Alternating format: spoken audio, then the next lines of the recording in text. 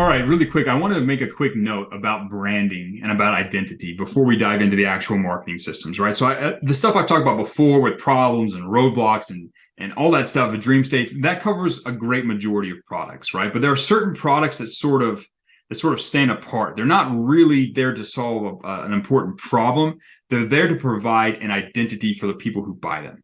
Now, a lot of fashion brands, a lot of different programs, a lot of luxury items, a lot of these things, they exist they don't solve necessarily a problem other than like helping you like tell time or have clothing on your body, right? Actually, people purchase them for completely different reasons. They purchase them to get an identity, right?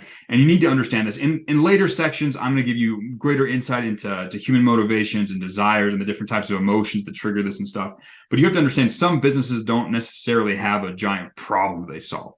What they do is they grant people the ability to prove to themselves and everybody else that they are a certain type of person. For example, this is an Omega watch, right? It's nothing crazy, nothing super fancy, but it's a watch that's associated with the James Bond era, right? So when someone like me purchases an Omega watch, I'm not buying it to tell time. Like I've got a phone, that's usually where I tell time, but I like the watch because it kind of helps me tap into this identity and prove to myself and other people, if we're being completely honest, that I am a man of taste, a man of luxury, that I'm somewhat associated, at least mentally, with James Bond in my own mind, and to convey that to myself and other people. So you have to understand that when you're analyzing some businesses, it's going to be less about the problems that they help them solve and more about the identity, the sort of the story they get to tell themselves about who they are and to tell so other people can see this, right? It's more of a status thing. And again, we're going to get into more depth, but you need to understand that when we start talking about different marketing systems, when we talk about different products, because when we talk about an e-com product, it's going to be a little bit different than if it's a branded type product versus if it's a utility type product.